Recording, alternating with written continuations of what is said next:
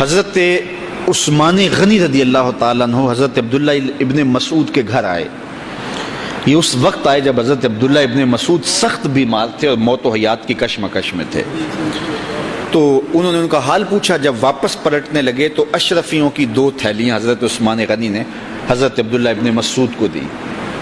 تو حضرت عثمان کو تھیلیاں دیتے ہوئے دیکھ کر کے حضرت عبداللہ ابن مسعود صحابی رضی اللہ تعالیٰ عنہ نے کہا یہ کیا ہے؟ کہا یہ جو ہے ضروریات پوری کر لینا. تو آپ نے کہا کہ میں تو جا رہا ہوں, میری تو ضروریات ختم ہو رہی ہیں. تو کہا حضرت آپ کی بیٹیاں تو ہیں, بیٹا تو ہے نہیں, تو یہ آپ کے بعد آپ کی بیٹیوں کے کام آ جائیں گے.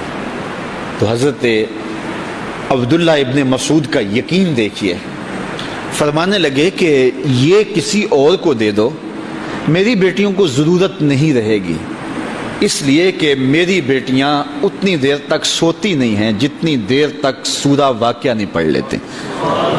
اور میرے رسول نے وعدہ کیا ہے, اور یہ بات میں نے اپنے کانوں سے سنی ہے, کہ سورہ واقعہ جو ہے وہ فقر کو دور کرتی ہے, اور میری بیٹیاں سورہ واقعہ کی عامل ہیں. تو کہا کہ یہ پریشانی مجھے تو نہیں ہونی چاہیے کہ میرے بعد میری بیٹیوں کو رزق کہاں سے ملے گا جب ان کے پاس سورہ واقعہ موجود ہے. کہا یہ اٹھا لو اور جا کے اس کو دو جس کے پاس سورہ واقعہ نہیں ہے. تو روز سورہ واقعہ پڑھو, روز سورہ واقعہ پڑھو, تو دیکھنا رزق کے دروازے کیسے کھلتے ہیں. میں جب بھی گیا ہوں, اور اب بھی, کیونکہ میرے تو اتنے اخراجات نہیں, سادہ سی زندگی ہے, لیکن جامعہ کے حوالے سے ایک مسئلہ ہے, تو جب کبھی ایسا ہوتا ہے تو میں بچوں کو بٹھا کہتا ہوں سورہ واقعہ پڑھو, اور خود سورہ واقعہ پھر معمول بنا لیتا ہوں.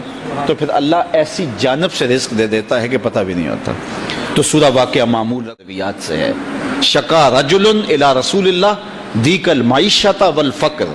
ایک شخص حضور کی خدمت میں حاضر ہوا, کہا حضور تنگ دست بڑا ہوں, کثیر العیال ہوں, بچے زیادہ ہیں, ذرائع آمدنی تھوڑے ہیں, میرے لیے کوئی نسخہ ارشاد فرمائیے. تو آقا کریم نے اس کو کیا نسخہ دیا؟ یہ سب سے آسان نسخہ, اذا دخلت الدار فسلم علیہ. جب گھر جائے تو گھر والوں کو السلام علیکم کہا کرو. جو ہی گھر میں داخل ہو السلام علیکم, اور اس کے بعد ایک مرتبہ سورہ اخلاص پڑھ دیا کرو, قل هو اللہ احد. یہ عمل شروع کر دو. تو کہا یہ بالکل آسان وظیفہ ہے, گھر جاؤ السلام علیکم, اور اس کے بعد ایک مرتبہ سورہ اخلاص. اس عمل کو نہ چھوڑنا, بلکہ فرمایا کبھی ایسا ہو تو گھر جائے تو گھر میں کوئی بھی موجود نہ ہو, تو کہا عمل کو پھر بھی نہیں چھوڑنا. فسلم علیہ, کہا تو مجھے سلام کہہ دینا. وہ اپنے نام لیواؤں کو تنہا چھوڑتے کب ہیں, جہاں ہم دم نہ ہو کوئی وہاں سرکار ہوتے. کہا کہ جب کوئی نہ ہو گھر میں تو کہا عمل نہیں چھوڑنا, پھر مجھے سلام کہنا, اور پھر ایک مرتبہ سورہ اخلاص پڑھ دینا. وہ صحابی کہتے ہیں میں نے عمل شروع کر دیا, گھر جاتا السلام علیکم, گھر والے بھی خوش, اور اس کے بعد سورہ اخلاص بیٹھنے سے پہلے پڑھ لیتا. اور اگر گھر میں کوئی نہ ہوتا پھر تو مجھے چاہ چڑھ جاتے, پھر میں یا نبی سلام علیکہ پڑھتا, پھر حضور کی بارگاہ میں سلام پیش کرتا. اور ملا قاری نے اس پہ گفتگو کی ہے مرقات شرح مشکات کے اندر, کہ آخر حضور کو سلام کیوں کہنا ہے. انہوں نے جو لفظ کہے ہیں لفظ سنیے, وہ کہتے ہیں لِأَنَّا رُوحَهُ علیہ السلام موجود فی بیوت المسلمین. اس لیے کہ آقا کی روح مومنوں کے گھروں کے اندر فیض بانٹ رہی ہوتی.